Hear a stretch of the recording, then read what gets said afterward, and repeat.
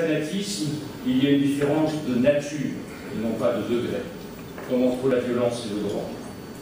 Souvenons-nous encore de Spinoza, qui toute sa vie a porté le manteau troué d'un coup de couteau que lui avait donné un fanatique à la sortie de la synagogue. Cette histoire nous rappelle que le fanatisme, d'où qu'il vienne, doit être condamné avec la plus grande fermeté.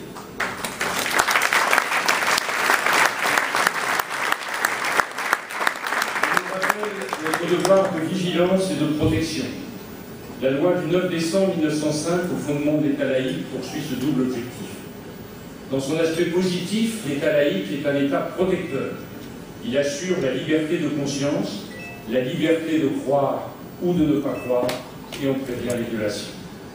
Tel est le contenu du premier article de notre Constitution, qui fait clairement prévaloir une conception ouverte et apaisée de la laïcité.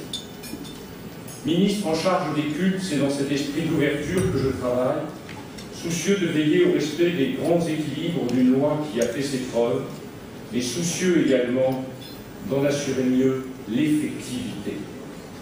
En ce sens, il m'apparaît opportun que les fêtes juives de Pessah puissent être prises en compte dans le fonctionnement des administrations et des services publics.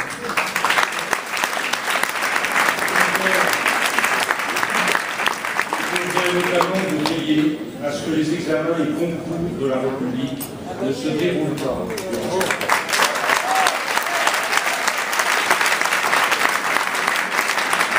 Je crois demander au ministre de la fonction publique, par une lettre que je lui ai adressée le 2 mai dernier, de veiller à ce que les fêtes de Pessah figurent dès l'an prochain dans le calendrier des principales fêtes.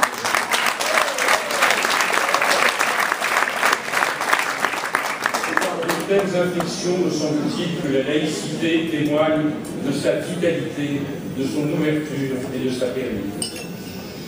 La perception équilibrée de la laïcité que défend le gouvernement exprime plus largement notre attachement au principe d'une République qui rassemble.